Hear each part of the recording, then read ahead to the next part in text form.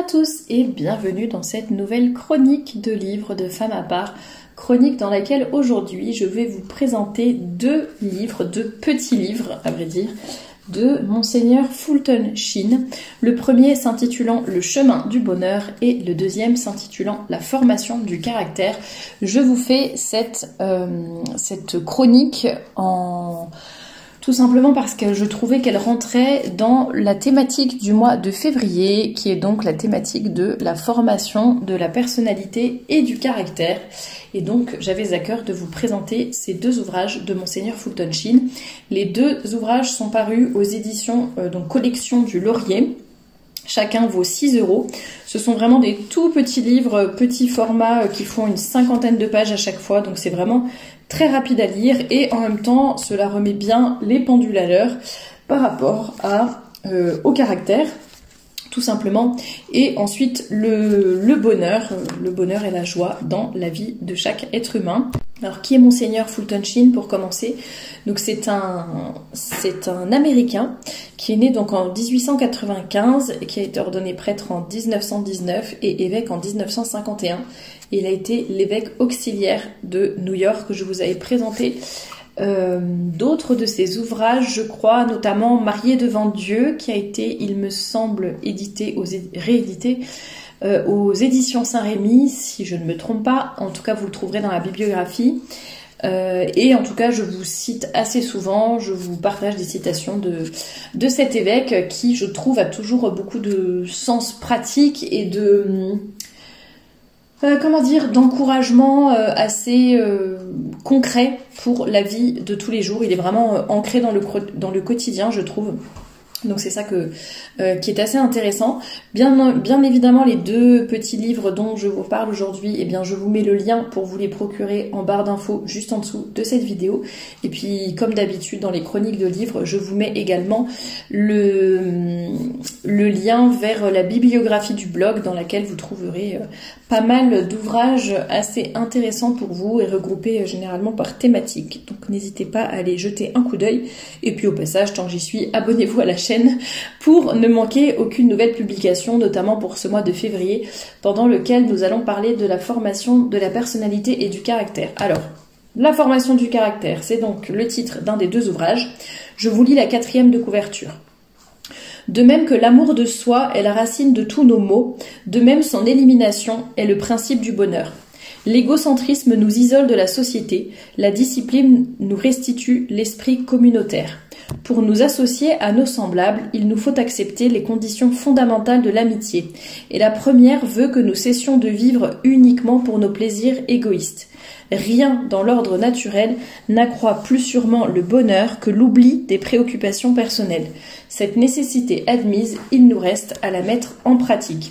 Donc ce petit livre est composé de 3 chapitres. Le premier s'intitule Les 7 fossoyeurs du caractère, qui en fait sont les 7 péchés capitaux, si je ne m'abuse. Ensuite, un chapitre qui s'intitule Déraciner l'amour-propre. Et enfin, la formation du caractère.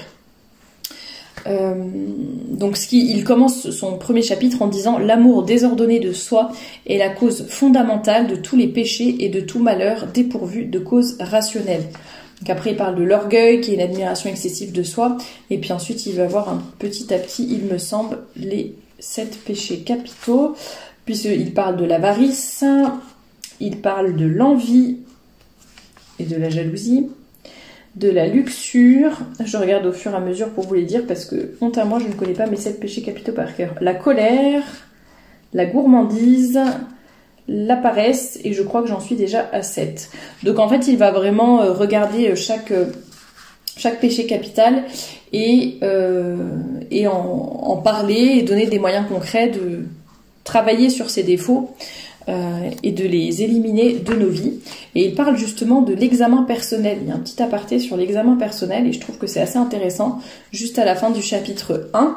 Ensuite, il va nous parler du déracinement de l'amour-propre, en nous disant qu'il y a 6 dangers contre lesquels l'autodiscipline nous est précieusement utile. Et donc effectivement, le fait de pratiquer l'autodiscipline, l'examen de conscience, etc., et d'essayer de déraciner l'amour-propre. Ça va nous aider dans les occasions de péché, ça va nous aider à lutter contre notre passion dominante, nos sens externes, nos sens internes, et ça va nous aider par rapport à notre intelligence et à notre volonté. Alors comme je l'ai dit, c'est vraiment du pratico-pratique dans son livre, et en même temps ça mérite d'être...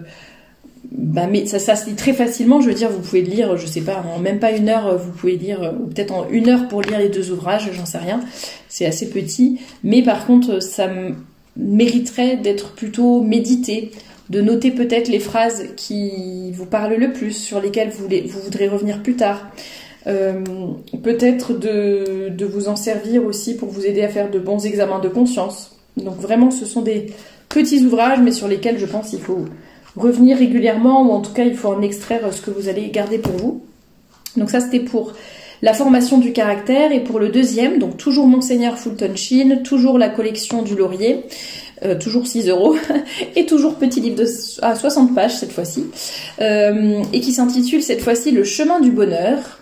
Et donc là il y a 13 chapitres que je vais vous énumérer: être content de son sort, l'humilité, l'égotisme, la joie, l'homme moderne est-il éloigné de la paix, le moi et la loi morale, le détachement, retour au néant, les souterrains, nécessité d'une révolution, la joie intérieure, l'amour est infini et la philosophie du plaisir. Et je vais vous lire la 4e de couverture pour que vous puissiez vous faire une petite idée du contenu un peu plus précisément. Être satisfait de son sort n'est pas une vertu innée. On n'y parvient qu'en déployant beaucoup de volonté et d'application pour réfréner des désirs illicites. Aussi est-ce un art que bien peu de gens prennent la peine d'étudier. Comme il y a dans le monde d'aujourd'hui des millions d'êtres insatisfaits, il pourrait n'être pas inutile d'analyser à leur intention les 4 causes principales de l'insatisfaction, et de suggérer des moyens d'y remédier. Voilà, encore une fois, ce sont des chapitres très courts. Il est assez bon psychologue, je dirais, cet évêque, Monseigneur Fulton Sheen. En tout cas, il a une bonne connaissance de la nature humaine et de vraiment concrètement, c'est ça que j'aime bien dans ses livres, c'est qu'à la fois il y a une dimension qui, à mon sens, est un petit peu faite, on va dire, pour méditer, pour nous guider, pour nous aider à voir un peu au-delà de certaines choses et nous faire vraiment... réfléchir à des choses assez importantes de nos vies, la place de la foi dans nos vies, etc. Donc il y a toute une dimension qui porte, je trouve, à la méditation et à peut-être l'auto-inspection. Non, c'est pas ça le mot que je cherche. Bref, vous m'aurez comprise. Et en même temps, il y a toute cette dimension vraiment introspection, voilà le mot que je cherchais. Et il y a aussi la dimension pratico-pratique du quotidien. Donc c'est pas juste, des paroles en l'air, des belles paroles sur lesquelles on médite, qui nous font penser au ciel, etc.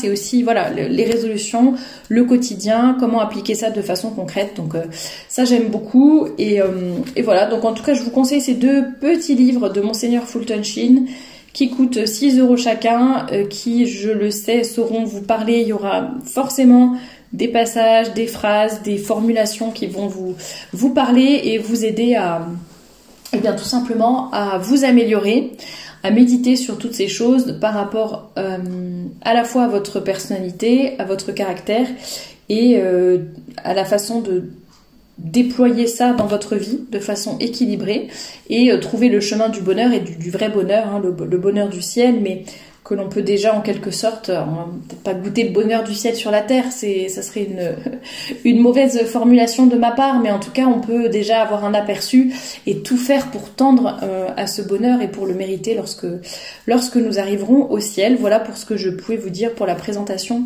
de ces 2 ouvrages, et je vous recommande donc de vous abonner à la chaîne pour ne manquer aucune nouvelle publication sur cette thématique du mois de février, qui est donc la formation de la personnalité et du caractère. À très vite!